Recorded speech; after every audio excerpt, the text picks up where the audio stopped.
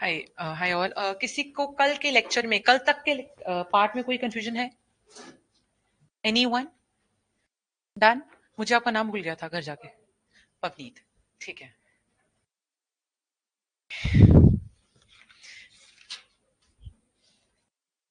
So we started our journey कि सबसे पहले ट्रांसफर जो होता है या इमूवेबल प्रॉपर्टी का हो सकता है या मूवेबल प्रॉपर्टी का हो सकता है।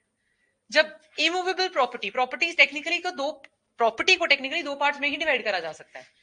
जब हम डेफिनेशंस भी पढ़नी शुरू करते हैं ना, तो वहां पे ऐसे बोल दिया जाता है कि what is not immovable is movable. तो मतलब प्रॉपर्टी तो टेक्निकली दो ही तरह की इन्होंने एक्नॉलेज करी है, रिकॉग्नाइज करी है। ठीक है। तो हम यहां बोल देते हैं मूवेबल, इमूवेबल।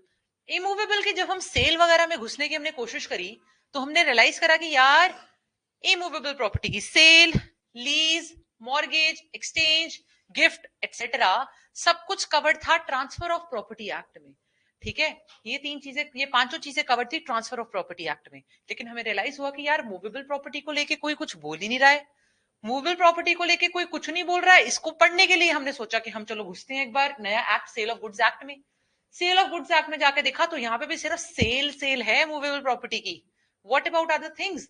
वो आईसी, जैसे मैंने बताया था, वर्ड प्लेज है, गोल्ड को लेके आप गोल्ड को गिरवी रख रहे हैं आप, वर्ड प्लेज यूज होता है। प्लेज कहां पे है? इंडियन कॉन्ट्रैक्ट एक्ट में। तो टेक्निकली हमने इतनी तो समझ आ गई थी कि यार इंडियन कॉन्ट्रैक्ट एक्ट हमारा पीछा नहीं छोड़ रहा है। तो most of the times it is highly recommended कि यार आप आईसीए पढ़ के सेल ऑफ गुड्स एक्ट पढ़ो तो ज्यादा समझ आएगा। बट ऐसा बिल्कुल नहीं है कि ये सीधा समझ नहीं आता। ठीक है। मैंने जब पहली बार पढ़ा था, मैंने सेल ऑफ गुड्स एक्ट पहले पढ़ा था, कॉन्ट्रैक्ट एक्ट बाद में। तो ऐसा बिल्कुल नहीं है कि समझ नहीं आता, बट डेफिनेटली जिसने वो पढ़ रखा होता है उसके लिए हल्का इजी हो जाता है। थोड़ी सी मेहनत हमें 10% ज्यादा लग जाती है, दैट्स इट। ठीक है। So okay, so the point is, आप देखिए, मैंने आपको कल एक क्वेश्चन पूछा था कि क्या सेल ऑफ गुड्स एक्ट एक न्यू इनैक्टमेंट है, जिसमें आपने जवाब दिया था नहीं है। तो मैंने पूछा था क्यों नहीं है, तो आपने मुझे बताया था कि यार पहले तो इंडियन कॉन्ट्रैक्ट एक्ट का हिस्सा होता था। सेल ऑफ गुड्स एक्ट पहले आईसीए का हिस्सा होता था, chapter number 7, section number 76 to 123, ये प्री का क्वेश्चन था। ठीक है, कि पहले आईसीए का हिस्सा था। उसके बाद हमारी बात आई कि यार इसको अलग किया तो किया क्यों यार, है ना? कौन से ईयर में किया और क्यों किया? मैंने आपको बताया था 1930 में इसको अलग कर दिया गया था। क्यों करा गया था? क्योंकि यार हमारी जो कमर्शियल ट्रांजेक्शन थी, उनकी नेचर बदली जा रही थी, कमर्शियल ट्रांजेक्शन बढ़ती जा रही थी सोसाइटी में, है ना? लेन देन बढ़ रहा था, सेल्स बढ़ रही थी। हम चाहते थे कि इकोनॉमी जो है वो रुके ना, वो एक्सपैंड होती रहे, बढ़ती रहे, ठीक है, फ्लरिश करती रहे।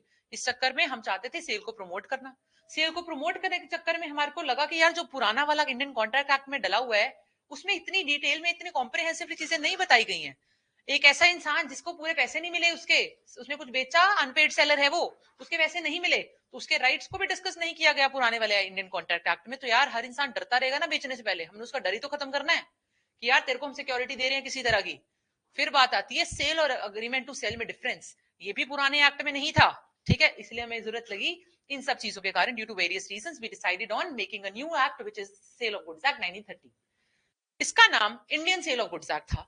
ठीक है, it was inspired by English sales of goods act 1893। 1893 I think it was, right, है ना? English sale of goods act 1893 pre का क्वेश्चन है। यहां से इंस्पायर होकर हमारा Indian sale of goods act बना था। ठीक है, सर मैकेंजी चामर्स नाम के एक बंदे ने 3 एक्ट बनाए थे। एक था बिल ऑफ एक्सचेंज एक्ट, एक मेरीन इंश्योरेंस एक्ट, और एक sale of English sale of goods act. ठीक है, तो English sale of goods act 1893 में से कल आउट करके, उसके कुछ इंपॉर्टेंट प्रोविजंस को कल आउट करके, और हमने अपना Indian sale of goods act 1930 present कर दिया। लेकिन उसके बाद हमें रियलाइज हुआ कि यार इंडिपेंडेंस के बाद यार इंडियन वर्ड लगाने की क्या जरूरत है। तो 1963 अमेंडमेंट एक्ट के थ्रू हमने इसका इंडियन वर्ड ओमिट कर दिया, जिसको हमने सेक्शन 1 जब हमने पढ़ा, तो सेक्शन 1 की रेफरेंस में भी हमने 3 स्टार्स ले रखे थे, जिसको हमने नीचे जाके देखा तो वहां पे नजर आया Indian word has been omitted. यही देखा था। इसके बाद हमने देखा कि ये जो English sale of goods act है, ये भी अब रिपील हो चुका है इंग्लैंड में। अब वहां पे भी अब sale and supply of goods चल रहा है, sale and supply of goods act, है ना? कौन सी ईयर का है वो? 1994 का। ठीक है, this is what we have done with regards to history. यही था। फिर बात आई इलस्ट्रेशंस की कि क्या कोई इलस्ट्रेशंस है? हमने रियलाइज करा नहीं यार, हमने पढ़ा no illustrations are there, because हम जानते हैं कि इलस्ट्रेशंस होती हैं वो एड्स होती हैं एक सेक्शन की। लेकिन हम चाहते थे कि इसका स्कोप नैरो डाउन ना किया जाए, इसके स्कोप को वाइडन करने के चक्कर में हम decided on not putting any illustrations in the entire saga. ठीक है, ये था। और क्या किया था हमने कल? गुड्स में आ गए थे क्या? उससे पहले कुछ नहीं किया था? History done? कौन? हाँ जी, हिस्ट्री डन। हिस्ट्री में से यही सब करा था क्या? एनीवन जिसने मुझे मतलब कुछ और रहता हो डिवाइस करना? ठीक है, okay. Then we moved on. तो हमने सबसे पहले ना डेफिनेशन क्लॉज स्टार्ट करा। तो डेफिनेशन क्लॉज हमने एग्जॉस्टिविटी सच देखी थी, ठीक है, क्या ये एग्जॉस्टिव है? तो वे रियलाइज नहीं एग्जॉस्टिव। इसके हमारे देखा हमने प्रियम्बल के लॉन्ग टाइटल में वर्ड यूज हो रहा है डिफाइन एंड अमेंड। तो अमेंड किसको कर रहे हैं यार? पुराने वाले 1893 वाले एक्ट को। और डिफाइन क्या कर रहे हैं? नई चीजों को डिफाइन कर रहे हैं, ठीक है। Define and amend word use है, कंसोलिडेट वर्ड यूज नहीं था। कंसोलिडेट वर्ड यूज होता तो हम समझ जाते कि यार ये पक्का पूरा पूरा है, अपने आप में पूरा हो सकता है। कंसोलिडेट वर्ड जब भी प्रियम्बल में यूज होता है तो we have an idea, we tell ourselves कि हाँ यार देयर 99.9% चांसेस कि दिस इज सेल्फ सफिशिएंट, है ना। लेकिन यहाँ पे नहीं था तो हमें लगा कि यार सेल्फ सफिशिएंट तो नहीं लग रहा। ऊपर से हमने सेक्शन देख लिया 215, 2 क्लॉज 15। सबसे पहले हमने 2 क्लॉज 15 देखा। 2 क्लॉज 15 में गए तो वहां पे जाकर रियलाइज हुआ कि वर्ड यूज है कि यार जो डेफिनेशन मैं नहीं दे रहा, सेल ऑफ गुड्स एक्ट बोलता है जो चीजें डिफाइन मैं नहीं ना कर रहा उसके लिए आप इंडियन कॉन्ट्रैक्ट एक्ट की हेल्प लेना, ठीक है। जो चीजें मैं डिफाइन नहीं कर रहा उसके लिए आप इंडियन कॉन्ट्रैक्ट एक्ट की हेल्प लेना। हमें पता लगा अच्छा अच्छा इसका पैरेंट एक्ट पक्का कॉन्ट्रैक्ट एक्ट ही होगा। उसके बाद हम सेक्शन 3 पे आ गए। सेक्शन 3 में जाके भी हमने देखा यार सेक्शन 3 बोल रहा है कि आप देखो जो चीजें यहाँ पे और इंडियन कॉन्ट्रैक्ट एक्ट दोनों जगह दी गई हैं और दोनों में अगर कोई लड़ाई नहीं है ना, तब मतलब अगर कोई लड़ाई नहीं है तो दोनों को फॉलो कर लो। लेकिन अगर लड़ाई हो जाती है तो हमारा सेल ऑफ इंडियन बोल रहा हूं, sale of goods act prevail करेगा। क्यों करेगा? जेनरली या स्पेशली, बस non derogant. Special law always override general law. और सेल ऑफ गुड्स एक्ट क्योंकि स्पेशल लॉ था इसलिए अगर इंडियन कॉन्ट्रैक्ट एक्ट जो कि एक जनरल लॉ है और सेल ऑफ गुड्स एक्ट जो कि एक स्पेशल लॉ है, दोनों में अगर लड़ाई हो जाती है तो अगर हम हार्मोनियसली कंस्ट्रक्ट नहीं कर पा रहे हैं तो ओवरराइड कौन करता है? हमारा sale of goods act, because it is a special legislation. तो हमने एक चीज रियलाइज कर ली कि यार एग्जॉस्टिविटी तो नहीं है, इसकी प्योर डिपेंडेंसी जो है इंडियन कॉन्ट्रैक्ट एक्ट पे वो सेक्शन 3, 2 क्लॉज 15 और प्रियम्बल से सामने आ रही थी। ये आंसर हो गया, ठीक है। इसके बाद भी moved on to the definition clause. Definition clause का पहला लाइन हमने पढ़ा जब in this act unless the context otherwise requires करके कुछ था, ठीक है। जिसका हमने मतलब समझा कि यार इस एक्ट में जब तक कोई और मतलब नहीं निकल के आ रहा ना तब तक ये मतलब है, ठीक है। जब तक आप पढ़ोगे सपोज सेक्शन पढ़ने लगे आपको लगा यार बायर का मतलब जो उन्होंने बोला है वो है नहीं है, तो कहते कोई बात नहीं, तब आप अपना मतलब बदल लेना। कोई स्ट्रिक्ट इंटरप्रिटेशन नहीं है, this is not a water tight compartment, ठीक है। You can interpret accordingly, you can change your interpretations as per the requirement of every section. Then this was the base line of section of the definition clause. 2A पे आए, 2(1) पे आए। Buyer था, ठीक है, जिसको मैंने सिर्फ रीड करके छोड़ दिया और मैंने सोचा मैंने बोला मैं आपको बाद में बताऊंगी। मैंने रीड करा, buyer is the one who buys or agrees to buy, है ना। Buyer is the one who buys or agrees to buy. तो टेक्निकली हम इतनी चीज जानते हैं, due course of time we are going to see कि यार एक सेल होती है, एक अग्रीमेंट टू सेल होता है ना। मैंने आपके साथ घड़ी खरीद लूंगी बोल के आ गई और एक बोला, मैंने आपको बोला कि प्लीज ये मंगवा दो, मैं आपसे खरीदनी है, दिस इज अग्रीमेंट, और मैं खरीद ली, दिस इज सेल। बहुत सारे डिफरेंसेस हैं, we are going to see, proper question करने वाले हैं इस पे अटेम्प्ट, ठीक है। इसके बाद हम आ गए थे 2 क्लॉज 7 गुड्स पे। बिकॉज नाम है सेल ऑफ गुड्स एक्ट तो हमें ये पता होना बहुत जरूरी था कि गुड्स एग्जैक्टली होते क्या है, ठीक है। तो गुड्स समझने के चक्कर में मैंने आपको एक चीज बताई कि यार देखा जाए तो 3 क्लॉज 26 और 3 क्लॉज 36 जनरल क्लॉजेज एक्ट, ठीक है। 3 क्लॉज 26 बात करता था इमूवेबल प्रॉपर्टी की और 3 क्लॉज 36 बात करता था मूवेबल प्रॉपर्टी की, ठीक है। सिर्फ ये बोल के छोड़ देते थे कि यार जो इमूवेबल नहीं, जो इमूवेबल नहीं है वो मूवेबल है, ठीक है। और साथ में जब हम टीपीए सेक्शन 3 टीपीए में जाके घुसे थे तो वहां पे जाके मैं रियलाइज हुआ था कि यार तीन चीजों को इमूवेबल प्रॉपर्टी के एम्बिट से बाहर निकाल दिया गया है। कौन कौन सी थी तीन चीजें? Growing crops, standing timber and grass. ये तीन चीजों को इमूवेबल प्रॉपर्टी की एम्बिट से बाहर निकाल दिया गया था। Growing crop, standing timber and grass. Point is why, है ना। Why is grass not movable, not immovable because हमारा सोल इंटेंट क्या है? काटना, दैट्स इट। टिम्बर के केस में भी सेम और क्रॉप्स के केस में भी सेम। हमारा intent is to cut them out, वो लैंड के साथ जुड़े नहीं रहने हैं, तो इसलिए हम मानकर चलते हैं कि दीज आर नॉट मूवेबल, ठीक है। यहां तक देखा था? यस प्लीज, यस प्लीज, जी, यस। फ्रूट बेयरिंग ट्रीज अलग बन जाता है ना नजे, यस, यस, बस all that matters, why have we made this bifurcation? We have made this bifurcation only on the behalf of our intent. ठीक है, आप पढ़ोगे ना, जब टीपीए पढ़ोगे, टीपीए में आपको पूरा आई थिंक 3 लेक्चर इसमें लग जाते हैं ये करते करते कि यार अच्छा जो मशीन जमीन में गड़ी हुई है क्या वो मूवेबल है कि मूवेबल, क्या फैन जो जुड़े हुए हैं मूवेबल है कि मूवेबल, बिल्डिंग की खिड़कियां दरवाजे मूवेबल है, ऐसे के 1000 क्वेश्चन बनते हैं वहां पे। आज कुछ कुछ मैं कराने वाली हूँ जो सोगा के कॉन्टेक्स्ट में पेपर में आते हैं, सारे प्री के क्वेश्चन, आज कम से कम भी 15-20 प्री के क्वेश्चन हम करने वाले हैं, ठीक है, जो आते हैं। अगर आपको टीपीए नहीं भी आता हरियाणा में, पर वो फिर भी वो क्वेश्चन आने हैं क्योंकि वो सोगा से जुड़े हुए हैं, ठीक है।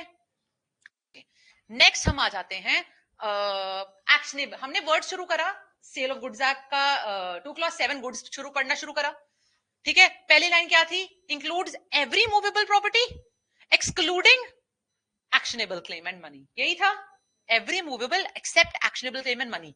तो हमें इतनी समझ आ गई यार, मैंने आपको कल एक एग्जांपल दिया था कि यार all students should come but not Aakash, तो इसका मतलब क्या हुआ कि यार आकाश है तो स्टूडेंट ही, तभी उसको एक्सेप्शन में किस चीज को डालते हैं, जब वो पूरे लॉट के अंदर आती हो।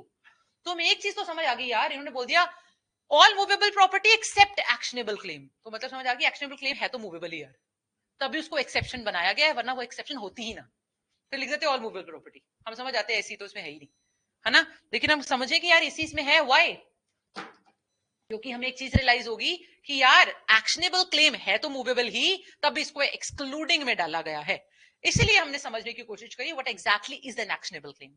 मैंने आपको बताया एक्शनेबल क्लेम है कॉन्सेप्ट सेक्शन 3 टीपीए का, एंटायरली समझाया भी वहीं पे गया, बट मैंने आपको उसका आधा पार्ट कल समझा दिया है, आधा मैं आपको आज समझाने वाली हूँ। एक्शनेबल क्लेम को हम 2 पार्ट्स में डिवाइड करे थे, 2 पार्ट्स में क्या डिवाइड करे थे, कल वाला पार्ट जो है वो मैं फटाफट लिख देती हूँ, और साथ जो आज समझाना है वो भी साथ ही लिख दूंगी, ठीक है। पहले पहले सुन ले, तो चलो बाद में लिखती हूँ। अच्छा, एक्शनेबल क्लेम में हमने क्या चीज समझी थी, हमने देखा कि यार एक्शनेबल क्लेम एक ऐसा क्लेम जिसके अगेंस्ट कोर्ट में एक्शन लिया जा सकता है, is an actionable claim, as simple as that. ऐसा क्लेम जिसके अगेंस्ट कोर्ट में एक्शन लिया जा सकता है इज एन एक्शनेबल क्लेम, है ना। अब देखो एक्शनेबल क्लेम के लिए कुछ शर्तें थी, क्या थी, पहला तो एक्शनेबल क्लेम वही चीज बनती है जो अनसिक्योर्ड डेट हो। अनसिक्योर्ड डेट से क्या मतलब है यार, मैंने अपने दोस्त को पैसे दिए, मैंने कुछ लिया नहीं था उसके बदले उससे, सीधा मुझे पता था पैसे वापस दे देगा, अब वो नहीं दे रहा यार, तो मेरा क्या बन गया, ये मेरा एक्शनेबल क्लेम बन गया, मैं कोर्ट में जाऊंगी, सर पैसे दिलवाना सर, मैंने कोई सिक्योरिटी नहीं ली थी सर इसके बदले, मुझे मेरे पैसे वापस दिलवा दिए जाए, अनसिक्योर्ड डेट, पहला डन। ऐसे बहुत सारे एग्जांपल्स हमने कल देखे थे, I'm going to give a quick revision in one minute again later. Okay, मतलब समझते हैं पहले। सेकंड चीज हमने क्या देखी थी, सेकंड एसेंशियल क्या था, फिक्स्ड अमाउंट। अब अगर पैसे फिक्स ही नहीं है, मैंने बोला सर डैमेजेस दिलवाना, इसने मेरा ये चीज तोड़ दी है सर, मैंने इसको गाड़ी दी थी, supposedly he was the bailee, he had to take care of my good sir, he had to take care of the car जो उसने बेलमेंट पे मुझसे ली थी सर, बट ये गाड़ी पे इतने स्क्रैचेस लगवा के लिया सर, मुझे डैमेजेस देना, तो court is now going to decipher and decide as to what all should be the amount of damages that should be given, है ना। तो क्या ये अमाउंट फिक्स है, नहीं है, तो इसलिए हमने देख लिया था ये एक्शनेबल क्लेम नहीं हो सकती, चाहे अनसिक्योर्ड डेट है, दूसरे इंसान के ऊपर कर्जा है आपका, आपके पैसे देने हैं उसने, ठीक है, बट ये फिक्स नहीं है, इसलिए इसको हम एसी में नहीं डालते थे, यही देखा था। थर्ड चीज क्या थी, तीन एसेंशियल सिखाए थे मैंने कल, अच्छा ठीक है, उसको 2 पार्ट्स में डिवाइड कर दिया था, ठीक है ठीक है ठीक है ठीक, अनसिक्योर्ड है, कर्जा है और फिक्स्ड है, ये 3 चीजें थी हमने कल कर ली हैं, ठीक है। अब बारी आ जाती है सेक्शन 3 टीपी के हिसाब से ना, ये कंप्लीट डेफिनेशन नहीं है, सेक्शन 3 टीपी के हिसाब से ये डेफिनेशन कंप्लीट नहीं है, और उसमें एक और चीज भी ऐड करी जाती है,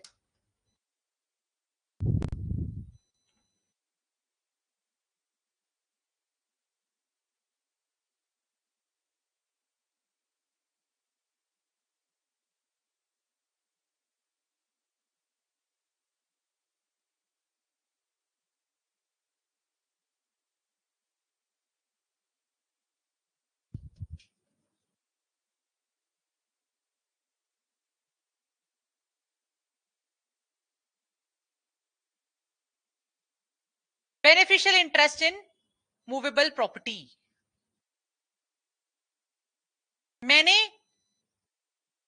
अनिकेत को पैसे दिए, मैंने अनिकेत को पैसे दिए for purchasing a watch, Aniket ने मुझसे पैसे ले लिए, मुझे घड़ी नहीं दे रहा, तो क्या मेरा कोई बेनिफिशियल इंटरेस्ट बन गया है उस मूवेबल प्रॉपर्टी में, can I go to the court to claim that property through an actionable claim? कि क्या ये सर मेरा एक्शनेबल क्लेम है? यस। तो ऐसी कोई भी प्रॉपर्टी, मूवेबल प्रॉपर्टी, जिसके अगेंस्ट आप कोर्ट में जा सकते हो बिकॉज आपका कोई बेनिफिशियल इंटरेस्ट उसमें बन रहा है, वो भी एक्शनेबल क्लेम कहलाती है for the purpose of section 3 TPA. हमने सवाल पढ़ा था यार, हम ये पढ़ क्यों रहे हैं? कल भी Manjot asked me this question कि व्हाई आर वी स्टडिंग यार what is an actionable claim, difference पढ़ क्यों रहे हैं, ये चीज क्या है, फलानी चीज क्या है? क्योंकि पहले क्या होता था, पहले हमने देखा था सेल्स टैक्स लगता था जीएसटी से पहले, राइट? हर स्टेट को होता था हमारे पास आए, क्योंकि सेल्स टैक्स वाज स्टेट का मैटर। स्टेट कहते थे हम सबसे ज्यादा टैक्स कमा ले, तो हर चीज को से गुड्स में डालना चाहते थे वो, ठीक है? तो हम देखना चाहते थे कि यार ये गुड है कि एक्शनेबल क्लेम है, ये गुड है कि एक्शनेबल क्लेम है? क्योंकि अगर एक्शनेबल क्लेम है तो सेंटर जाएगा, गुड है तो स्टेट के पास जाएगा। इसलिए ये बाइफर्केशन करना इंपॉर्टेंट हो गया था कि गुड क्या है और एक्शनेबल क्लेम क्या है, इसलिए हजारों केस लॉज है इसके ऊपर, ठीक है? अब तो चलो जीएसटी आ गया, बस समझ आ गई एवरीवन? ठीक है, तो दो चीजें हैं, ये और ये, इसके हमने बहुत सारे एग्जांपल्स देख लिए थे, जैसे कि arrears of rent, arrears of salary, life insurance claim, मीन प्रॉफिट्स। क्या मीन प्रॉफिट्स वो थे एक्शनेबल क्लेम? हाँ हाँ जी राजविंदर, देखने की जरूरत ही नहीं है, दिमाग लगाओ। नहीं थे संदीप?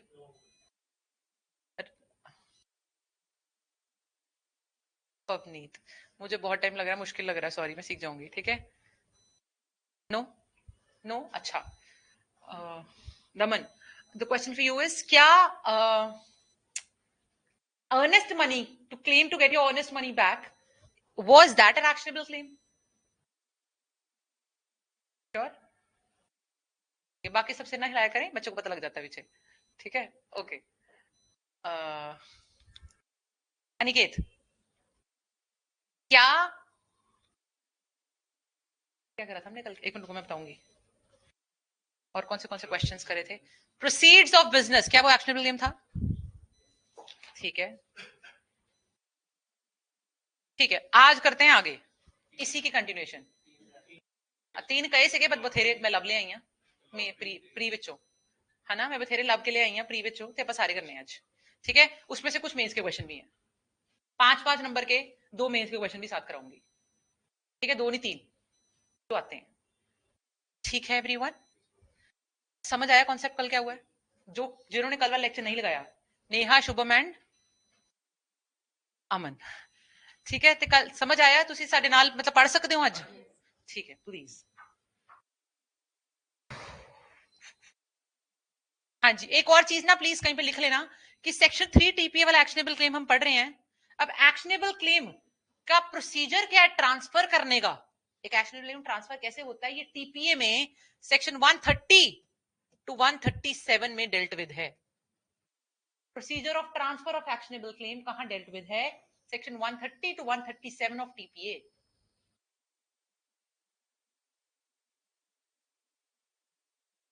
इलस्ट्रेशन के नीचे लिखें, कंटिन्यू करें आगे, ठीक है? नेक्स्ट इलस्ट्रेशन आप लिख लीजिए,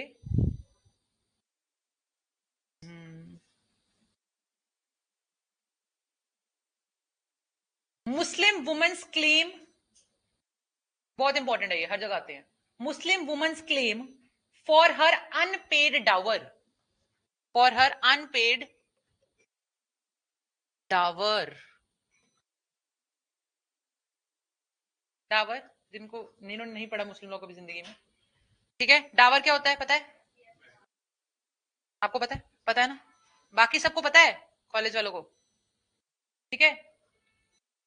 it is a kind of security, ठीक है, जो मुस्लिम वुमन को मिलनी होती है फ्रॉम हर इन लॉज, यही था, ठीक है? इससे इजी लेमैन में नहीं समझाया जा सकता, ठीक है? अब हुआ क्या, a Muslim woman who is bound to get some security, some dower, mehr from her in laws, but उसको नहीं दे रहे हैं यार, now she wants to go to the court to claim that dower, ठीक है? तो क्या ये एक एक्शनेबल क्लेम है, इज द क्वेश्चन। क्या क्या एसेंशियल्स थे? अनसिक्योर्ड है, क्या उसने कोई सिक्योरिटी ली थी? नहीं ली थी। डेट है, उनके ऊपर कर्जा ही है यार, देना है, थर्ड फिक्स्ड अमाउंट है, हाँ जी, मेहर इज ऑलवेज फिक्स्ड, ठीक है। दो तरह का होता है, डेफर्ड भी होता है, प्रॉम्प्ट भी होता है, या वहां जाके मुस्लिम लॉ में देखते हैं अनफिक्स्ड और अनफिक्स्ड भी होता है, जनरली हम इसे फिक्स ही कंसिडर करते हैं, यस। फिर एक्शनेबल नहीं बनेगा, जनरली अपन फिक्स कंसिडर करते हैं, लेकिन ब्रीच यस आना है, it is an actionable claim because mostly we consider it which is common one fixed, ठीक है। डन, चले आगे। अगर ना वहां पे ना, अगर आपको कुछ एक्सेप्शंस होती है ना, जैसे अनफिक्स्ड है, तो वहां पे लिखा होगा क्वेश्चन में, आपको बकायदा क्वेश्चन में बकायदा मेंशन होगा अगर अनफिक्स्ड हुआ, जनरल रूल यस के साथ जाना है हमने, ठीक है। नेक्स्ट क्वेश्चन लिखिए प्लीज, नेक्स्ट इलस्ट्रेशन। इसका केस लॉ लिख लो पहले तो साथ में, इसका प्री में केस लॉ आता है, please write down, it is means के हिसाब से भी इसको मार्क कर ही लेना चाहिए। Aamir, AMIR, Hasan Khan, Aamir Hasan Khan versus Mohammad Nazir Hussain, versus Mohammad Nazir Hussain. This is 1932 Allahabad.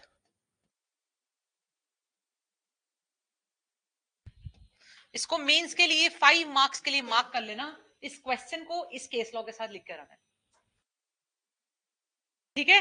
लिखना है कि हस्बैंड की ऑब्लिगेशन है, ठीक है, उसे देने ही पड़ेंगे, और फिक्स्ड है, और सारे एसेंशियल्स मैच करके दिखा देना इनको। चलिए आगे, नेक्स्ट क्वेश्चन लिखिए।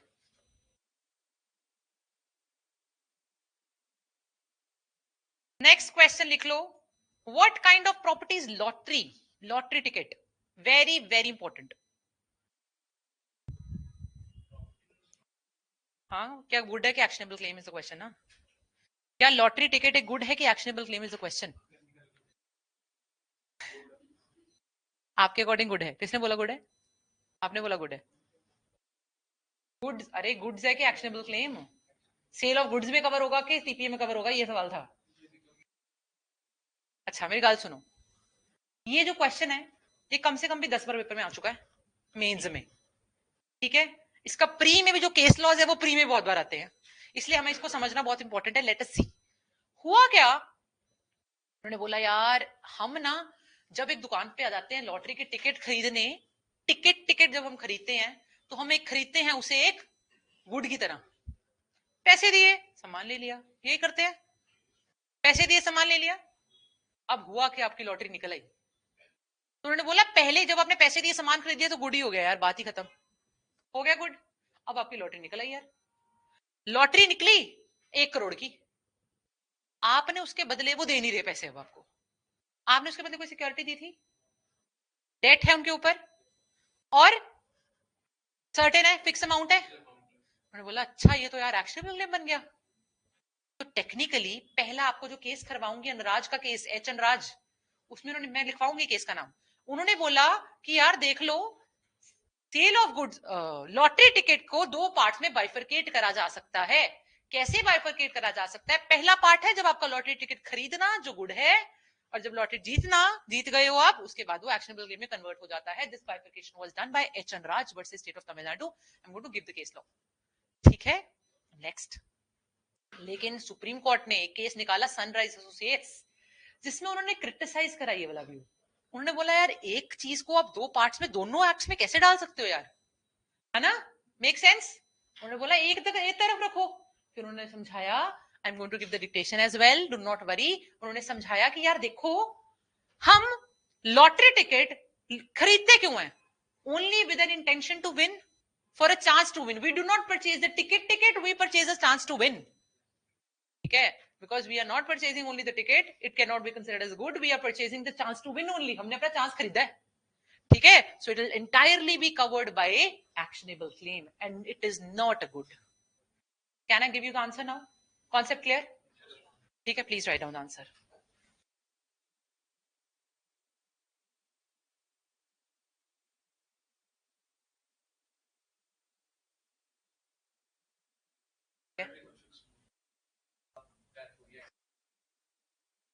आप देख, अमाउंट फिक्स थी 50 लाख का था, ठीक है, ठीक है कर रहे हैं, पर आप उसकी बाइफर्केशन कैसे कर रहे हो, मुझे समझ नहीं आ रही, उसको गुड कैसे मान रहे हो? ये गुड्स मान रहे हैं ना? हाँ, यस, आप अनराज वाले केस की बात कर रहे हो। कैसे मुझे समझ नहीं आ रहा ये चीज उसमें कैसे फिक्स मैच कर रही है, I am not in consonance. हाँ, कर ली। जी जी।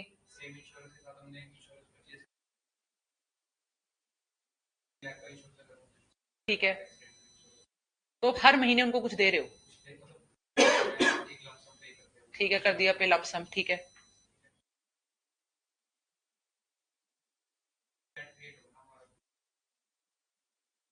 लेकिन आप ये समझो, एक मिनट एक मिनट, आप परचेज क्या कर रहे हो उनसे? यहाँ पे तो हमने इसकी बाइफर्केशन को क्रिटिसाइज ही करा है टेक्निकली। क्या बाइफर्केशन को क्रिटिसाइज करा है कि यार आप ये कागज थोड़ी ले रहे हो, यू आर ओनली परचेजिंग कि पैसे आने हैं। वो ये इंश्योरेंस के क्लेम में what are you purchasing from them? कि पैसे आने हैं यार। Do not go into that bifurcation, bifurcation has already been criticised, this is also the wrong way to see it, है ना? The correct way is the sunrise associates only. Can we start writing? Please do.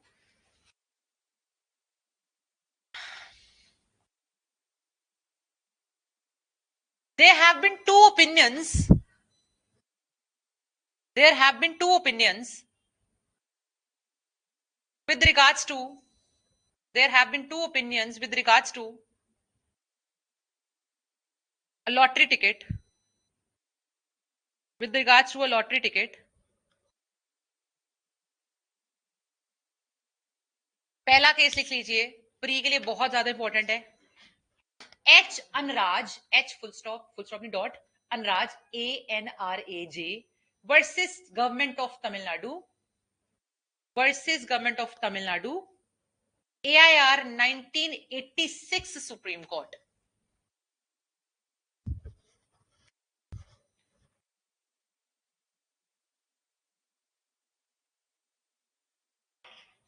1986 Supreme Court.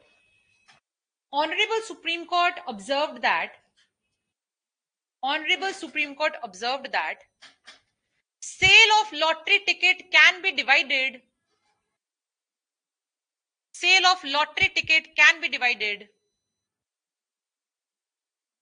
into two steps.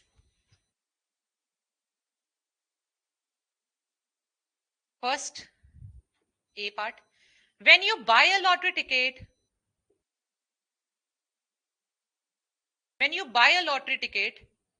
Sale of Goods Act will apply.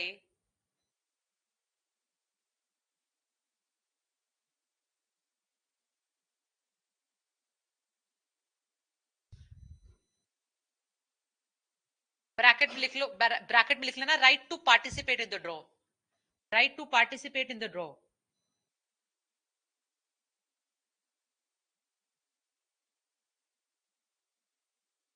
Next, clause B, if you win lottery, then the right to claim prize money,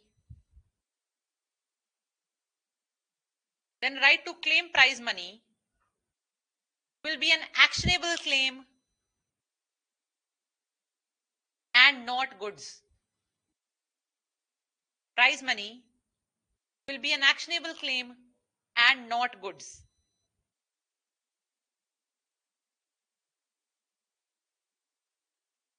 Sale, इसी के नीचे लिख लो, sale of ticket is a good.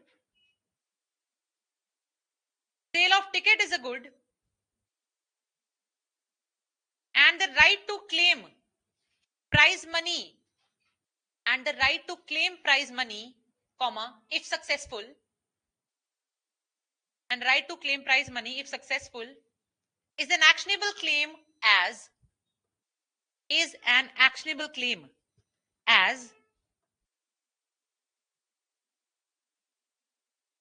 there will be an obligation on part of the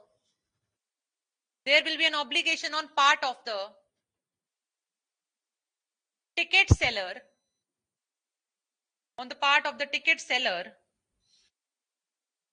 to pay the prize money to the purchaser.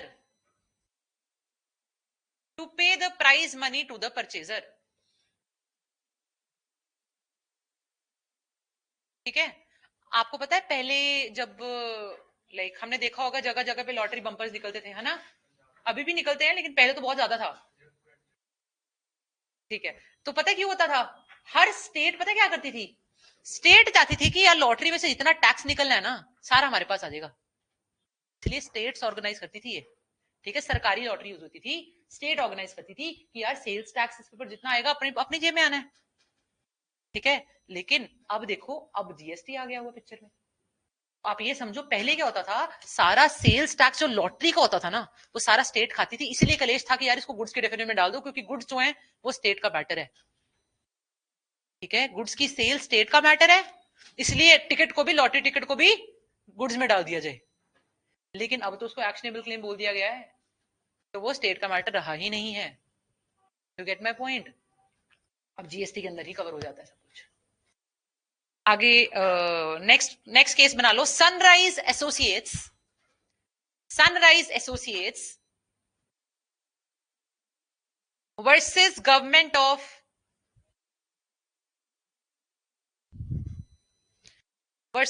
Of NCT of Delhi, versus government of NCT of Delhi, 2006 Supreme Court, 2006 Supreme Court. Honorable Supreme Court observed, Honorable Supreme Court observed that this kind of bifurcation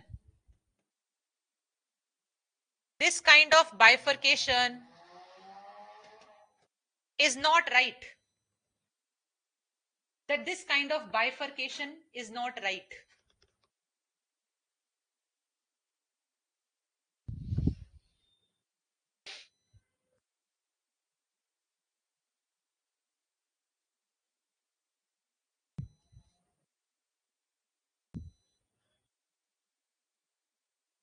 Right which a lottery ticket represents,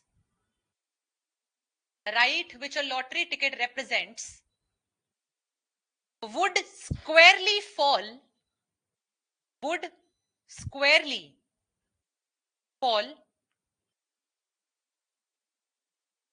within the definition of actionable claim, within the definition of actionable claim, and therefore excluded from goods, and therefore excluded from goods. Okay. Purchaser of ticket does not pay for the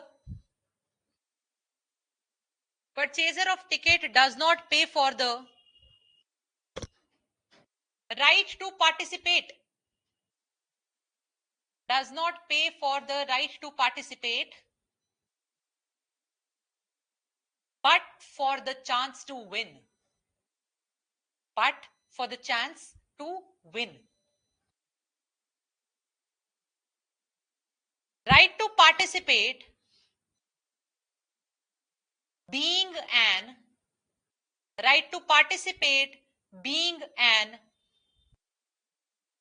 inseparable part of chance to win, right to participate being an inseparable part of chance to win, combinedly makes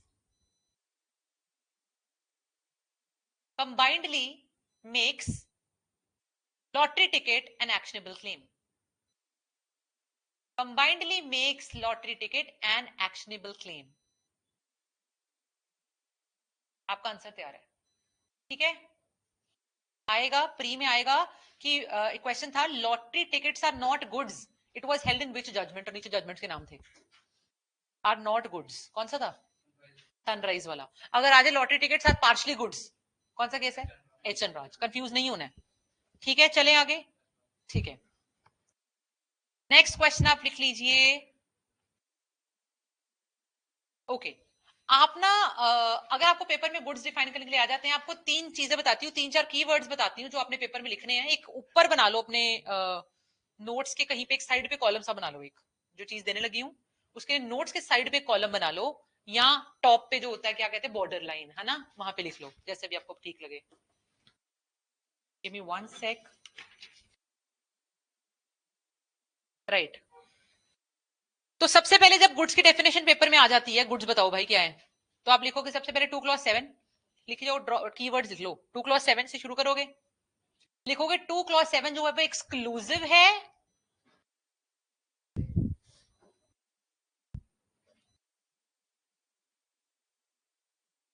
it is exclusive and inclusive. ऐसे bifurcation करोगे. अब बैराक पे आओ एक बार मेरे साथ, आपको दिखाना चाहती हूँ एक्सक्लूसिव कहां और इंक्लूसिव कहां है. Goods means every kind of movable property other than actionable claim and money. मतलब दो चीजें निकाल दी हैं, एक्सक्लूड कर दी हैं दो चीजें. समझ आ गई बात? अच्छा. एंड इंक्लूड्स, ये रहा. इंक्लूड क्या क्या कर दिया इन्होंने, समझाऊंगी सब. Stocks, shares, growing crops, grass and things attached to or forming part of land which are agree to be severed before sale. बस ठीक है. समझ आई बाइफर्केशन मैंने क्यों करी है ये वाली. तो पहले आप पेपर में ऐसी बाइफर्केशन करेंगे, उसके बाद आगे वाली चीजें समझाएंगे. डन यहां तक? नेक्स्ट पॉइंट बना लो इसके अंदर.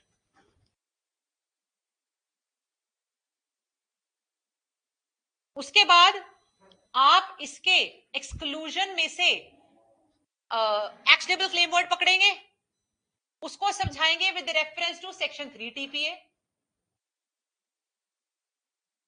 और जो हमने आज एक्शनेबल क्लेम का चार्ट बनाया था, दो तरीके की होती है, वो यहां पे बनाएंगे आंसर में. ठीक है.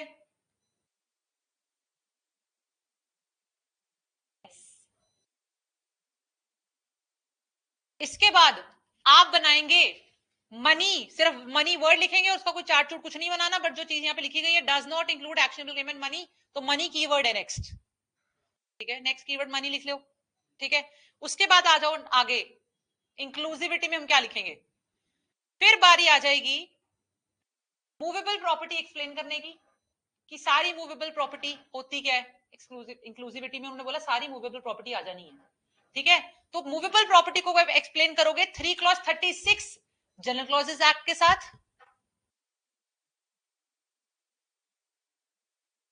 लेकिन आप साथ में रेफरेंस दोगे 3 clause 26 general clauses act immovable property का. उसमें मैं आपको चार्ट बना देती हूं, आप लिख लो कि क्या क्या आएगा उसमें. ये सब सारी चीजें जो हैं आप टीपीए पढ़ोगे ना तो आपको ऑलरेडी बताई जाती हैं, लेकिन क्योंकि हरियाणा में टीपीए नहीं आना है, and it is I think my responsibility as well कि मैं आपको इतना बता दूं ताकि जिन लोगों ने टीपीए नहीं पढ़ा या पता नहीं 1 साल बाद पढ़ेंगे, तो उनको एटलीस्ट ये कॉन्सेप्ट पता हो. ठीक है. ये कॉन्सेप्ट टीपीए का है, इमूवेबल प्रॉपर्टी क्या है. लेकिन यहाँ पे बाइफर्केशन कर लो. एक काम करो 3 clause 26 की बाइफर्केशन जो है उसके नीचे चार्ट बना के आना है, पेपर में भी लिख लो. यस. पहला लिख लो लैंड. 3 पार्ट्स में ऐसे कर लेना, 3 लाइंस ड्रॉ कर लेना. लैंड, और इसके साइड पे लिख लेना upon and beneath. Upon and beneath, beneath जो मर्जी कह लो. ठीक है. मतलब क्या है, ऊपर और नीचे. Example lake, coal mine, bracket में लिख लो. समझ नहीं आएंगे वरना याद नहीं रहती हैं चीजें, मुझे नहीं आती आज तक. ब्रैकेट में लिख लो लेक, कोल माइन एटसेट्रा. ठीक है. सेकंड लाइन में ड्रॉ कर लो benefits arising out of land. Benefits arising out of land. Example लिख लो right to collect fish. Right to collect fish, fishery का राइट. या जब आप टीपीए पढ़ते हो वहां पढ़ते हो कि फिशरी का राइट कौन सा राइट है यार, रिमूवेबल है कि मूवेबल. फिर हम कहते हैं यार 3 clause 26 जनरल क्लॉज एक्ट में जाके देखा जाए तो उन्होंने स्पेशली बोला है यार benefit arising out of land immovable में कंसिडर हो जाएगा.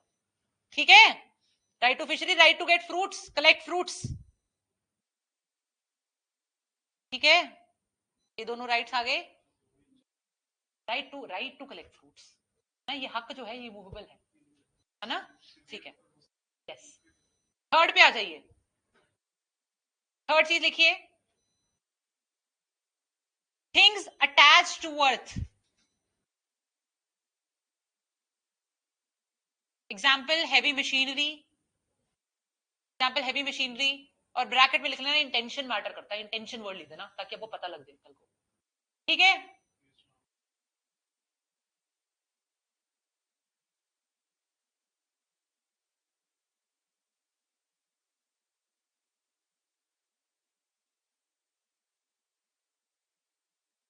और एक फोर्थ भी बना लो इसी के अंदर, परमानेंटली फैसेंड, परमानेंटली फैसेंड, फैसेंड मतलब जुड़ा हुआ,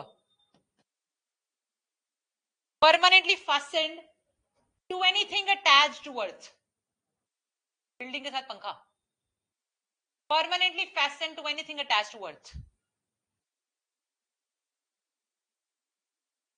मंजी चेक कर रहे हो, ठीक है।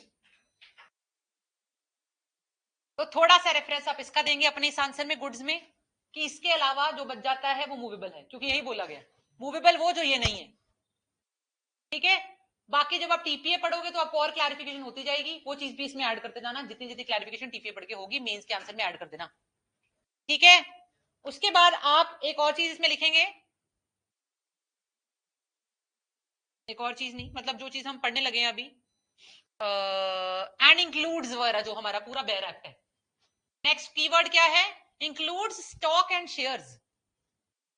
स्टॉक और शेयर क्या गुड्स में आते हैं? हाँ जी आते हैं। Next keyword stock and shares.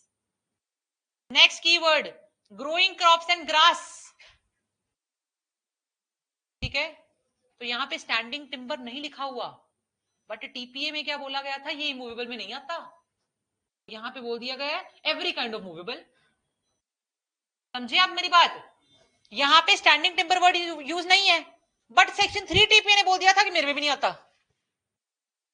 Immovable में नहीं आता, तो बचा खुचा मूवेबल में फेंक दिया जाता है, तो ऑटोमेटिकली वो भी यहाँ पे फेंक दिया गया, इंप्लाइड है, ठीक है। ओके नेक्स्ट आ गया, and things attach to or forming part of the land which are agreed to be severed before sale. आप कहोगे मैम अभी तो आपने लिखाया things attach to earth are immovable, यहाँ पे क्या लिखा है आगे, which are agreed to be severed before sale or under the contract of sale, जिसका अग्रीमेंट, इंटेंशन मैटर करती है, जिसका अग्रीमेंट ही ये हुआ है कि यार उगाते ही काट के देने लगे हो मैं तेरे को, कोई भी ऐसी चीज जिसका अग्रीमेंट, चाहे वो अटैच टू अर्थ है लेकिन उसका अग्रीमेंट ऐसा है कि उसकी सेवेरेंस, सेवेरेंस इज अलग करना, उसकी सेवेरेंस होनी ही होनी है, चाहे वो सेल में डिसाइड हो गया है, चाहे वो अग्रीमेंट टू सेल में डिसाइड हो गया है। यहाँ पे जो कॉन्ट्रैक्ट ऑफ सेल है ना, इसके साइड पे वर्ड लिख लो, इसका मतलब है agreement to sell. Contract of sale जो वर्ड लिखा है, लास्ट लास्ट वर्ड है हमारे इस डेफिनेशन का, उसके साइड पे ब्रैकेट में लिख लीजिए अग्रीमेंट टू सेल, जिसको हम पढ़ेंगे as we move forward. Done, answer लिख पाओगे, अब आंसर अटेम्प्ट कर लोगे आई थिंक गुड्स का, कि what are goods for the purpose of section 2 clause, अगर सेल ऑफ गुड्स एक्ट का क्वेश्चन आ जाता है, what are goods, elaborate with respect to 2 clause 7 of sale of goods act. I think we have enough content to write now. चलिए आगे pre के question करें अब, और चलिए प्लीज लिखो, नेक्स्ट क्वेश्चन लिख लिया जाए।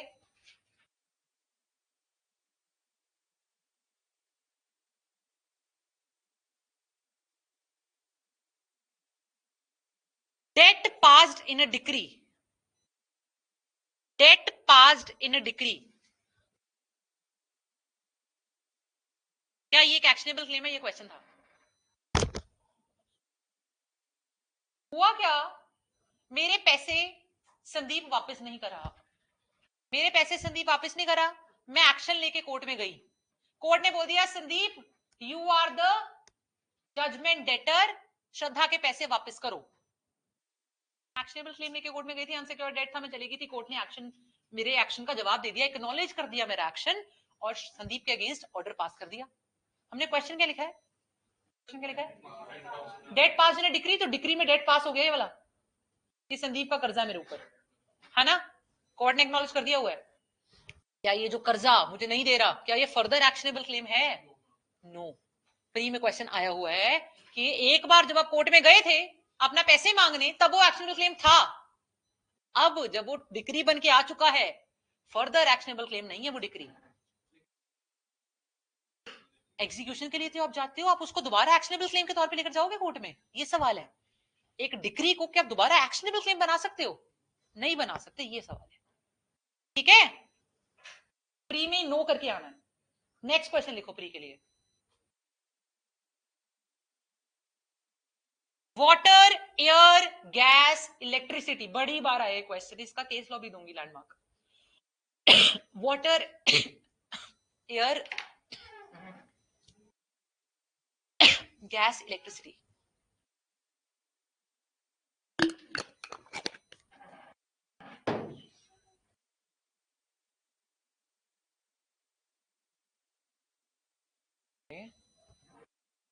Goods, water, air, gas, electricity goods है क्या एक्शनेबल क्लेम?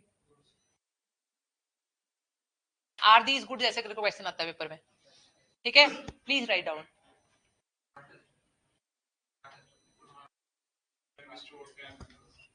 देने लगी हूँ, लिखो, केस लॉ भी देने लगी हूँ उसका, सेम जो आप बोल रहे हो ना, उसका केस लॉ देने लगी हूँ।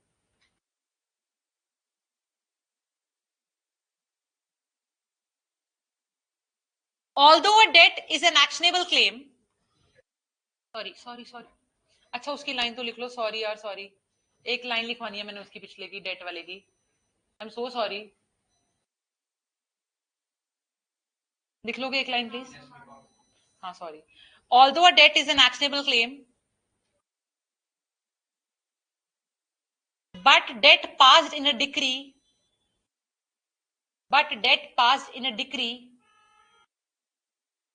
is not an actionable claim,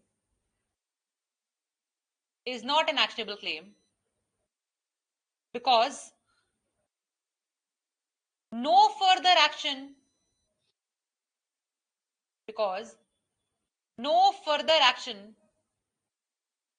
is to be maintained for its recovery, ठीक है, चलें आगे।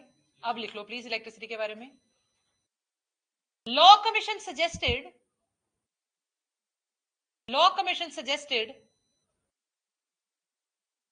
that water, air, gas and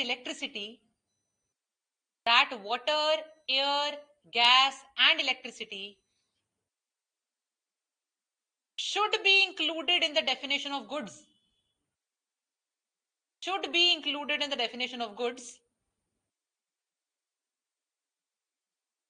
but this recommendation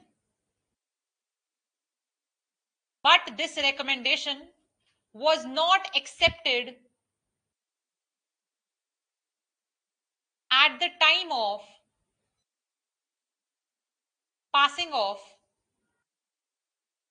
Amendment Act of 1963.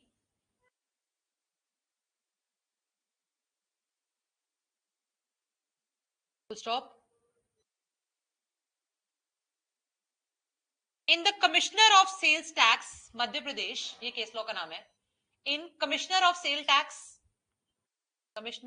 Tax, Madhya Pradesh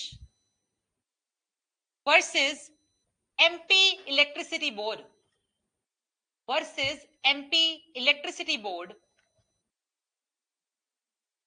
1970 Supreme Court, 1970 Supreme Court, Honorable Court held that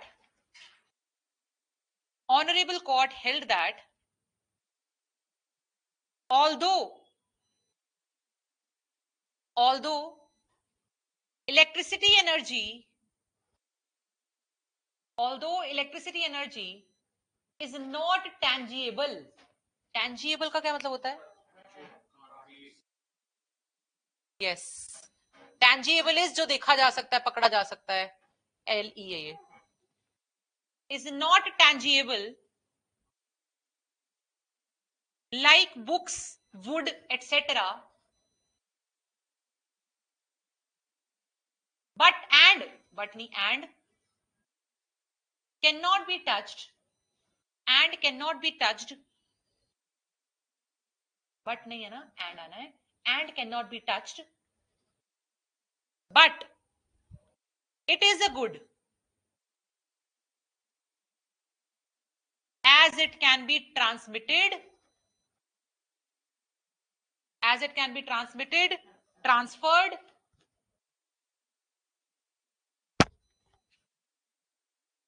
delivered, stored and possessed. Delivered, stored and possessed, just like other movable properties. Just like other movable properties.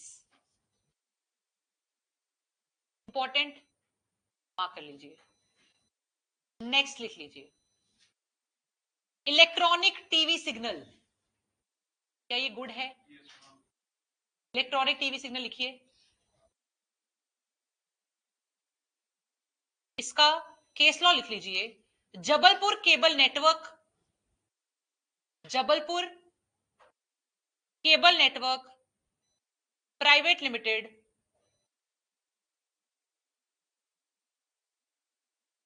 Versus private limited versus ESPN. एक channel होता था ना, ESPN. ESPN software India private limited. Software India private limited 1999 Madhya Pradesh. 1999 Madhya Pradesh. जी, high court का case है. इसमें इसको goods माना गया था और सेम रीजन बोला गया था जो पिछला केस का था. ठीक है, कंसिडर्ड गुड्स. नेक्स्ट केस लिखिए, नेक्स्ट इलस्ट्रेशन लिखिए प्लीज.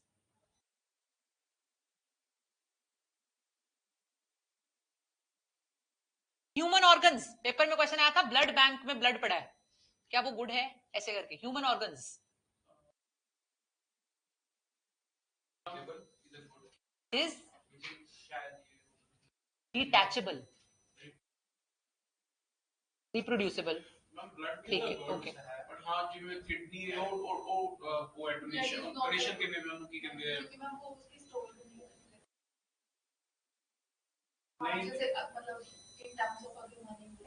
हाउ डोनेट वास्ते जिਵੇਂ ਕੋਈ ਆਰਗਨ और डोनेट वास्ते ਤੇ ਬਲੱਡ ਆਪਾਂ ਕਰ ਸਕਦੇ ਉਹ ਗੁੱਡ ਹੀ ਹੈ. कि अगर उसको मतलब वो रिप्रोड्यूसिबल है तो डिटैचेबल है तो वो गुड्स है. अदरवाइज वो इसमें स्किन वाला भी एक जैसे आपका कोई हेयर है ना, these are goods if they are detached from human body. ठीक है, तो आर्टिकल आपको अगर पेपर में, अगर आपका हार्ट ट्रांसप्लांट के लिए रखा गया है डिटैच करके, तो इट इज अ गुड. अगर वो बना ही डोनेशन के लिए है, इंटेंट मैटर करेगा यहाँ पे. अगर वो रखा ही डोनेशन पर्पस के लिए गया है, your kidney, your heart, your liver, whatever, ठीक है, only for the purpose of donation, then yes, कोई भी ऑर्गन अगर डोनेशन के लिए है तो वो गुड है. और पेपर में क्वेश्चन आया था, ब्लड बैंक में पड़ा blood, it is good, it is considered as good. ठीक है, ब्लड बैंक में ब्लड पड़ा है, क्या वो गुड है? The answer is yes. खरीदा जाता है उसे पैसे देके. ठीक है, हाँ.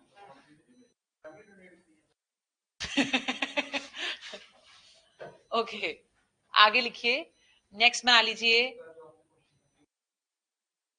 यस करके आना पेपर में, क्योंकि जनरली मैम ने बोला था, जहां से मैंने पढ़ा था, उन्होंने उस टाइम समझाया था, क्योंकि ये बहुत ही कॉम्प्लिकेटेड, बहुत वो था, कंट्रोवर्शियल था, तो उन्होंने उस टाइम बोला था कि ये क्वेश्चन सीधा कभी नहीं आता है, अकेला ह्यूमन ऑर्गन फॉर डोनेशन लिखा होता है साथ में. ठीक है, तो वो यस आएगा. और अगर आ भी जाए कभी जिंदगी में, तो हमेशा डिस्प्यूटेड क्वेश्चन बनेगा हाईकोर्ट में. ठीक है, ओके, तो यस लिख कर आना. ठीक है, ओके. नेक्स्ट लिख लीजिए,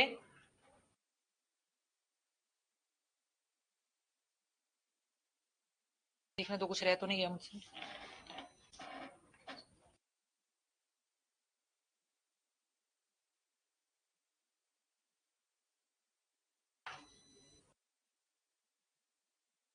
राइट टू क्लेम बेनिफिट, ये आया था प्री में. Right to claim benefit under a contract for the purchase of goods. Right to claim benefit under a contract for purchase of goods. माना गया था ये एक्शनेबल क्लेम है, because beneficial interest in movable property. पढ़ो। Right to claim benefit under a contract on purchase of goods. Goods की purchase के ऊपर आपका उस गुड्स के ऊपर कोई राइट था जो आप क्लेम करना चाह रहे हो, तो ये इसको माना गया था this right is an actionable claim because it is beneficial interest in a movable property. Possibly you purchase some goods from me, I'm not delivering those goods to you. ठीक है, and you are claiming certain right on those goods. Possibly you have contracted with me for certain thing. You supposedly ਤੁਸੀਂ purchase ਜਿਹੜੇ goods ਕੀਤੇ ਹੈ ਉਹਨਾਂ ਕੋਲੋਂ ਤੁਸੀਂ any benefits is going to arise out of those goods. कैसे ले example? मतलब ਉਹਦੇ ਨਾਲ ਕੋਈ ਐਕਸਟਰਾ ਫ੍ਰੀ ਮਿਲਣਾ ਸੀ ਕੁਝ ਵੀ ओके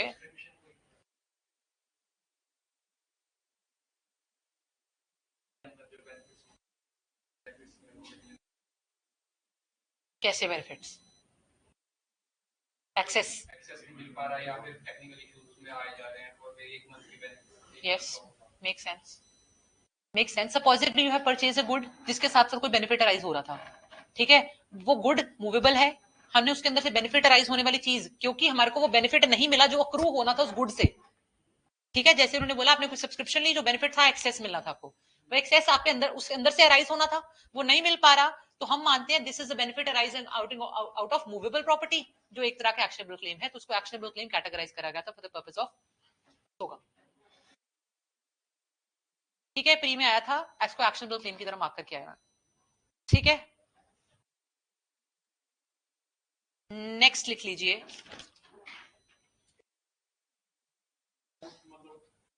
जिसके अगेंस्ट आप कोर्ट से जाके एक्शन ले सकते हैं जी। ਜਿਹੜੀ ਚੀਜ਼ ਕੋਰਟ ਡਿਸਾਈਡ ਕਰੇਗੀ, दो चीजें सीखी ना, एक तो हो गया अनसिक्योर्ड डेट, ਜਿਹੜੀ ਚੀਜ਼ ਕੋਰਟ ਡਿਸਾਈਡ ਜਿੰਦੀ ਪ੍ਰਾइस अनसर्टेन है, कोर्ट डिसाइड करेगी, वो अनसर्टेन बन जाएगा, वो एक्शनेबल बन जाएगा। दो चीजें सीखिया ना, ए तुसी पहले पार्ट दी गल कर रहे हो, अनसिक्योर्ड डेट था एक, तो मैं मतलब सपोज फॉर एग्जांपल आप कोई बॉटल लेने हैं, ਉਹਦੇ ਨਾਲ ਕੋਈ ਚੀਜ਼ ਆਪਾਂ फ्री मिलती है, बट ਉਹਦੀ मतलब दिस इज प्राइस भी दिखता है कि बट इट्स प्राइस में जाना नहीं ना जब दूसरे पार्ट में आ जाते हैं।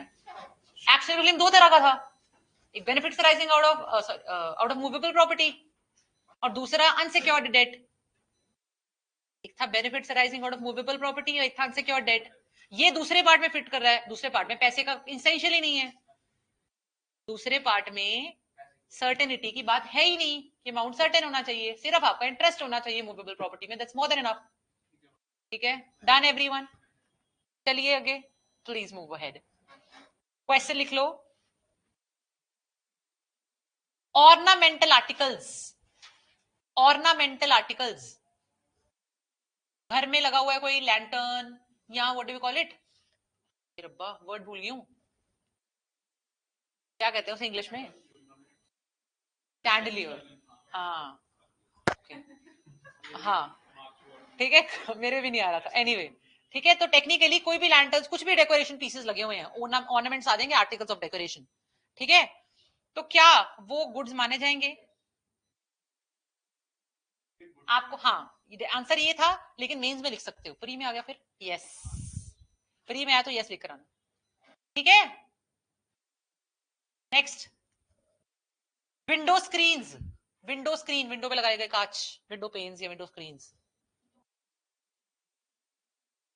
आंसर इज प्री में, pre yes, yes goods, window screens. Next, fruit bearing tree, fruit bearing tree movable है कि इमूवेबल, ये बता दो मुझे, फ्रूट बेयरिंग ट्री,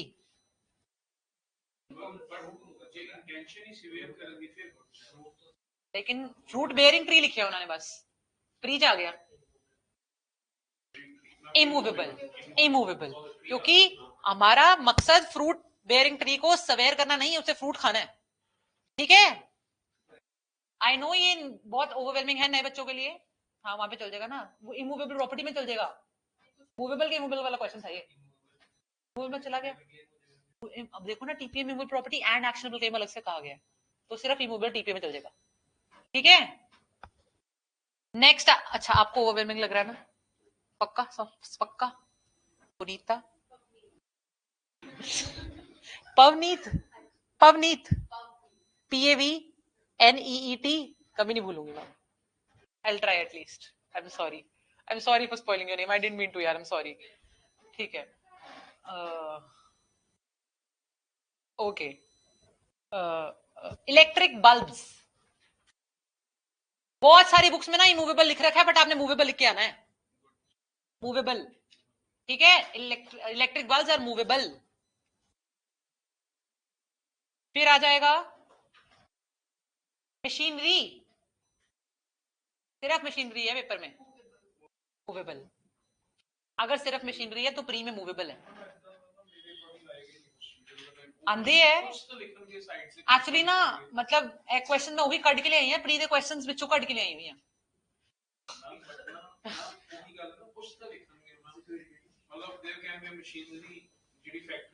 पता है कैसे? आप देखो ना, क्वेश्चन है इस मशीनरी मूवेबल प्रॉपर्टी, क्या करोगे इसका? नहीं लिखा. बस यही गल आ जाती है कि जो मैं आज क्वेश्चंस लेकर आई हूँ वो सारे वही कल आउट करके लाई हूँ जो आए हुए हैं, है ना. इनके अलावा कुछ नहीं आया हुआ अब तक. मुझे तो नहीं नजर आया. ठीक है. ये सारे आपके प्री के क्वेश्चन तैयार हो रहे हैं. नेक्स्ट लिख लो, very important, fix deposit receipt, FD receipt. Movable है ही नहीं. एक्शनेबल क्लेम है कि गुड्स है. FD receipts.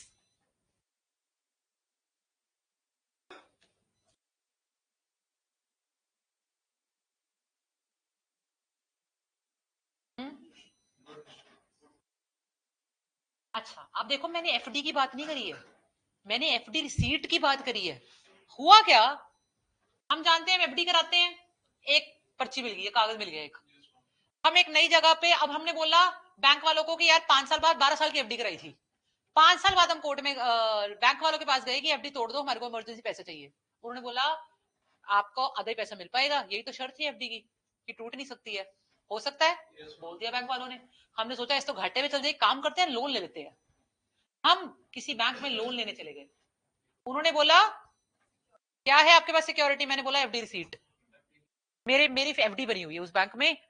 FD क्या है, रिसीट क्या कह रही है कि ये पैसा इतना मेरे को इतने साल बाद मिलना है. आप एक काम करो, इसे सिक्योरिटी की तरह रख लो, कोलैटरल सिक्योरिटी की तरह रख लिया जाए इसे. उन्होंने रख ली. तो गुड को सिक्योरिटी बनाया जा सकता है for the purpose of keeping it as. मैं डिक्टेशन दूंगी इसकी, तो वहां पे गुड्स की तरह काम करती है. ठीक है. FD रिसीट्स गुड्स की तरह काम करती है. Please write down the dictation along with case law. Pre में आया हुआ है, मेंस में 5 नंबर में आया हुआ है. ठीक है.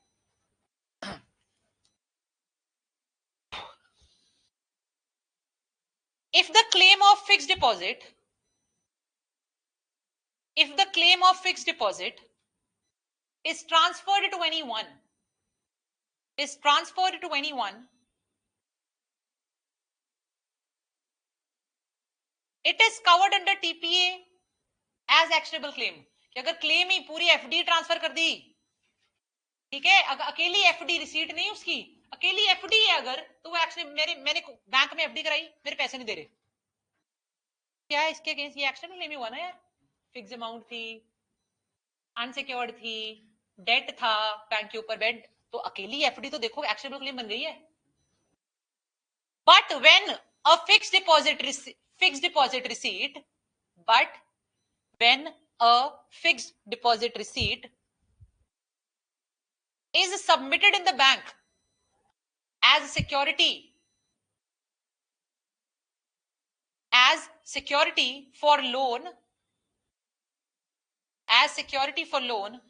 then it is covered under the definition of goods. Then it is covered under the definition of goods given under section 2 clause 7 of Sale of Goods Act, of goods given under 2(7) of SOGA, given under 2(7) of SOGA, as observed in SBI versus हाँ जी, तो याद है, आपको पता है? Oh, Neeta Ashok Nayak, Neeta Ashok Nayak, SBI versus Neeta Ashok Nayak. 2000 Bombay, 2000 Bombay high court.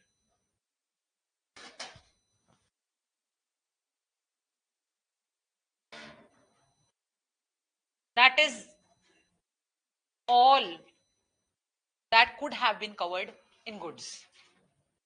ठीक है, इसके अलावा आपको कुछ भी करने की जरूरत नहीं है, कहीं पे पढ़ने की जरूरत नहीं है, कहीं से जाके कुछ और देखने की जरूरत नहीं, कंफ्यूज हो जाओगे। ठीक है, बथेरा है। आ जाओ अब आगे 2 क्लॉज 1 पे आ जाओ एक बार। 2 क्लॉज 1 को हम देख लेते हैं 2 क्लॉज 13 के साथ। देखो, buyer means a person who buys or agrees to buy, seller means a person who sells or agrees to sell. Simple. 2:1 2:13 याद हो गए दोनों क्लॉजेस, याद रहेंगे। 2:1 में क्या है, 2:13 में क्या है। 1 को हमेशा 13 के साथ रीड करना, इन कॉन्सोनेंट्स ही पढ़ना, तभी याद होते हैं। 1 2 3 4 कभी याद नहीं होता, हमेशा याद होंगे ना अगर सेक्शन जिंदगी में, तो जब किसी के साथ रीड करोगे तो याद रहेगा। मुझे तो एटलीस्ट ऐसा ही है ना, कि जब मुझे पता होगा 1 के साथ 13 था, अच्छा तो मुझको 2 सेक्शन याद रहेंगे। अब मुझसे पूछो जरा 11 12 13 मैं भूल जाऊंगी। सही, आई थिंक वर्क हमारा ह्यूमन ब्रेन ही वर्क ऐसे करता है, किसी के साथ जोड़ के चीज ज्यादा याद रह जाती है। ठीक है,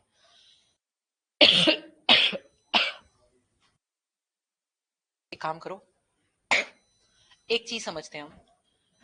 बहुत बार ना ऐसा मिलेगा आपको, इन्होंने टर्म्स बायर और सेलर अलग अलग से दे तो दी हैं, बट कई बार ऐसा भी हो सकता है कि बायर और सेलर एक ही बंदा हो।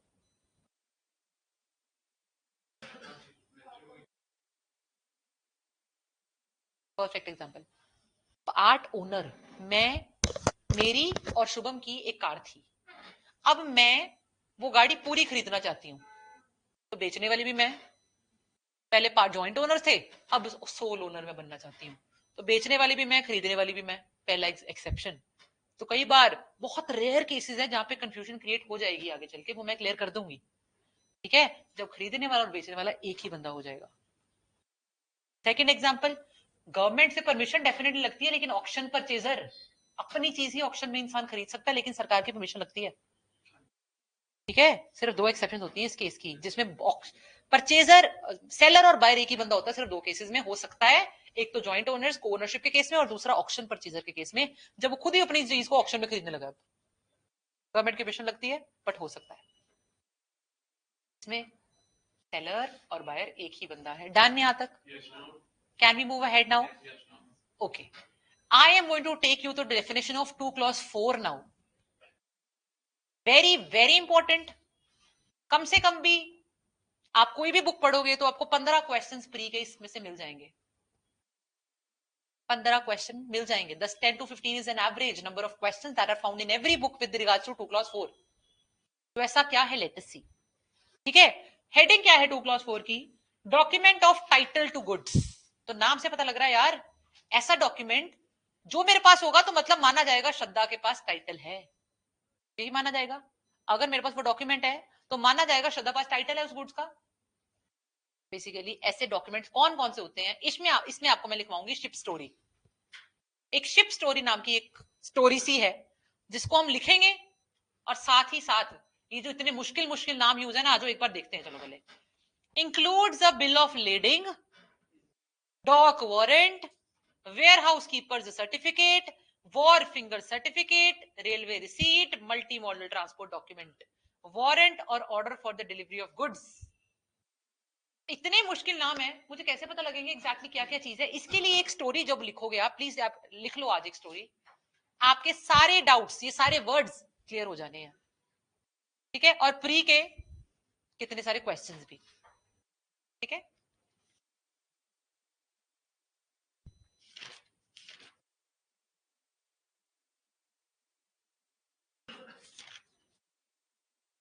Okay, where a seller and buyer,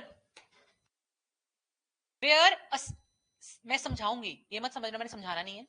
ठीक है, where a seller and buyer contract to send goods via a ship, contract to send goods via a ship. Positively Amritsar से बॉम्बे गुड्स जाने हैं। ठीक है, अब अमृतसर वाला बंदा पहले पोर्ट डिसाइड करेगा कौन से पोर्ट से चढ़ाने हैं। ठीक है, और बॉम्बे जाने हैं तो बॉम्बे वाले पोर्ट से उतरेंगे, ठीक है, okay. And the ship has not yet reached, and ship has not yet reached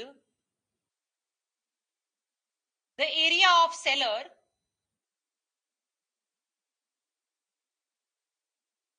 ship has not yet reached the area of seller, comma, seller uses the, yeah, utilizes, whatever, seller utilizes the warehouse facility. मैं ना goods चढ़ाने जाती हूँ, मुझे पता लगता है कि यार शिप तो अभी 15 दिन में आनी है, तो मैं उनकी वेयर हाउस फैसिलिटी यूज करती हूँ और उसमें अपने गुड्स रखवा देती हूँ। पहला हो गया, वेयर हाउस फैसिलिटी तक लिख लिया। And a warehouse certificate is issued to the seller, मैं अपना सामान रखवाती हूँ, वो मुझे पैसे लेते हैं और मुझे एक वेयर हाउस सर्टिफिकेट दे देते हैं, इसको warehouse issued to the seller, warehouse certificate कह लो, वेयर हाउस कीपर सर्टिफिकेट कह लो, whatever you may call it, ठीक है। आगे, the person who is in possession of this ware house,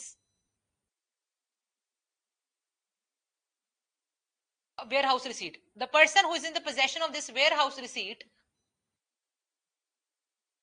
is entitled to take those goods, सीधी बात है, जिसके नाम पे रिसीट है वही हकदार हुआ, is entitled to take those goods। यहां तक क्लियर है? पहले बताओ, राजविंदर, शुभम, पवनीत, दमन, प्रीति, पुनीत, काश, नेहा, संदीप, निकेत एंड ध्रुव, है ना? सबको क्लियर है ना? ठीक है। Is entitled to take those goods, full stop. After warehouse goods are, after warehouse comma, goods are kept, goods are moved लिख देना। After warehouse goods are moved to a dock, after warehouse goods are moved to a dock, DOCK, dock क्या है यार? ऐसी जगह जहां पे pack होने हैं, जहां पे हम देखो ना लिफाफों में थोड़े को थोड़ी भेजेंगे, प्रॉपर कंटेनर्स में जाएगा सामान, वो कंटेनिंग उसकी होगी इन अ डॉक, उस जगह को डॉक कहा जाता है। Are moved to a dock hyphen a place where goods are packed, a place where goods are packed, ठीक है। A dock receipt or a dock's warrant, whatever you may call it,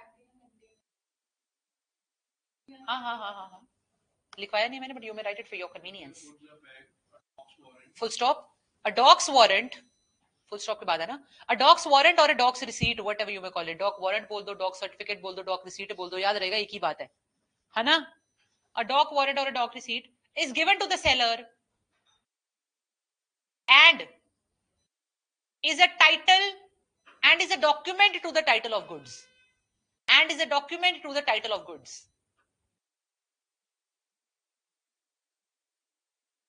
ठीक है।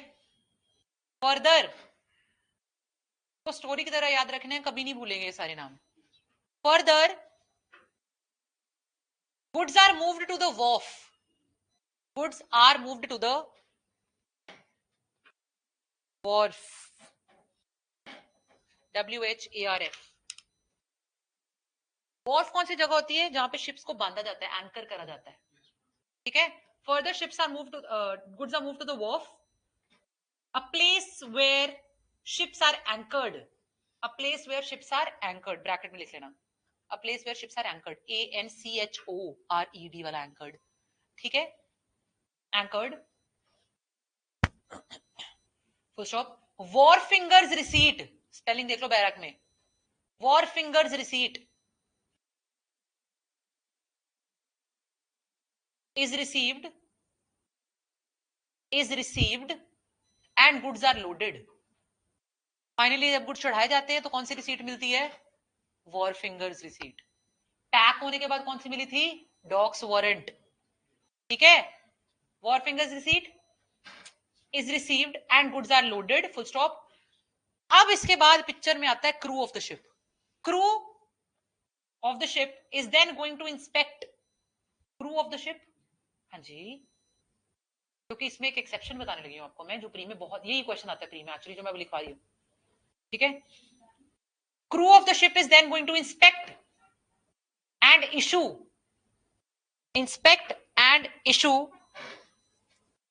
a mate's receipt.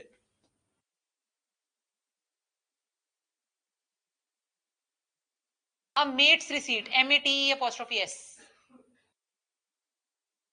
अब ये mats receipt क्या है? Pre में जितने भी ऑप्शंस होंगे ये गलत होगा. मतलब ये यही आंसर होगा 90% ऑफ टाइम्स. वाई?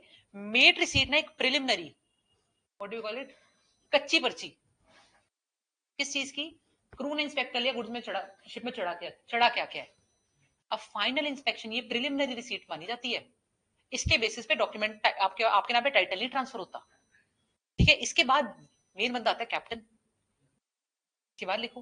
तो अगर आपको पेपर में आएगा which of the following is not a document to the title of goods, ये आंसर होगा. ठीक है. आगे लिखिए. Finally the captain issues a bill of lading. चढ़ गए जी आपका फाइनल, हम लेकर जा रहे हैं. Bill of leading after inspection.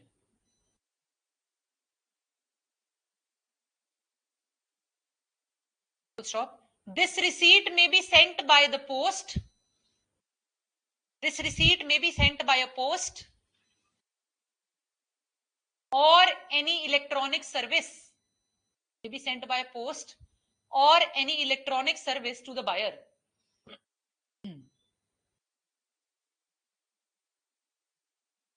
ये सारे वर्ड्स क्लियर है?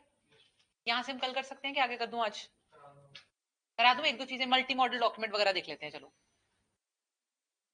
7-5 ही हुए अमन. ये आगे क्या मैं देखो, ये 6 मिनट आगे है. ठीक है.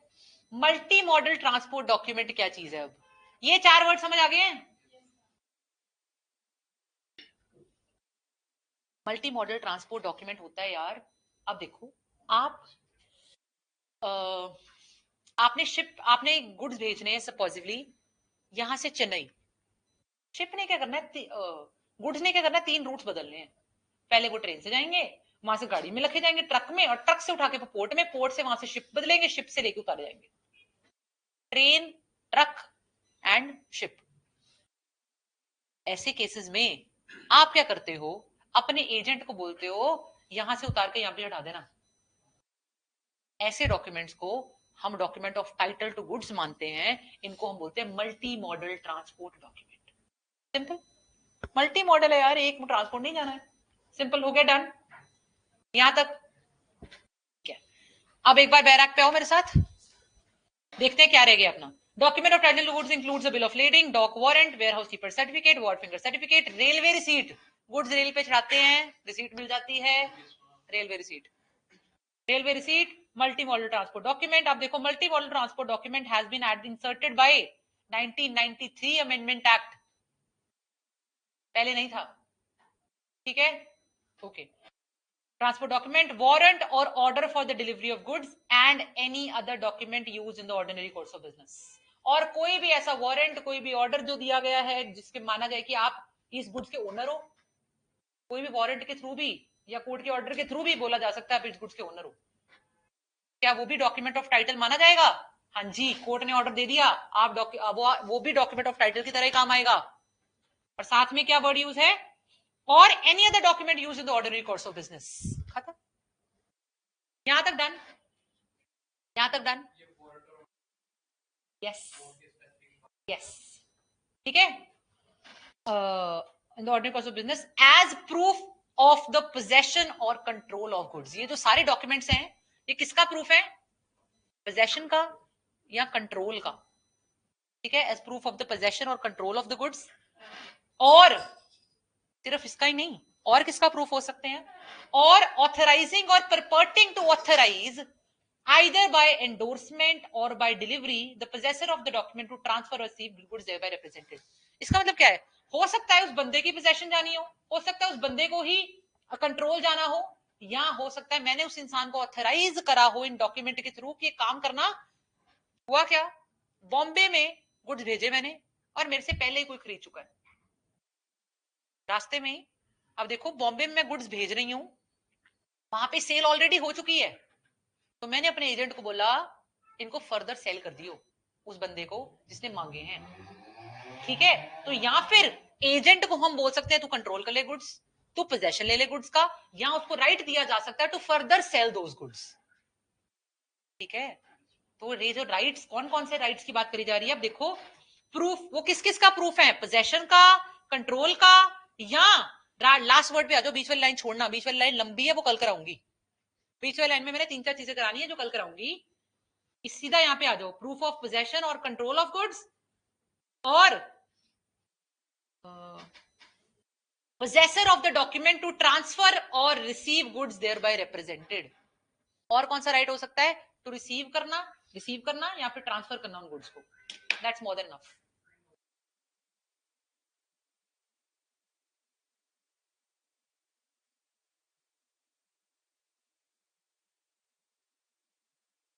आपको पता है अभी मैं आपको जो चीज बताऊंगी वहां पे ना, कल जो कराऊंगी एंडोर्समेंट एंड एक्चुअल डिलीवरी, उसमें कवर हो जाएगा कि अगर आपने ड्राइवर के नाम पे एंडोर्समेंट कर दी हुई है ना, ओनली देन ही will be considered the person the rightful owner, the rightful possessor of the goods, owner नहीं पोजेसर। कल बता दूंगी, ये वाली जो लाइन मैंने बीच में खाई है ना, उससे आपका ये जो क्वेश्चन आंसर हो जाएगा। यहां तक ठीक है एवरीवन? किसी को आज के लेक्चर में कोई कंफ्यूजन है क्या? पक्का? Everyone please confirm. Thank you.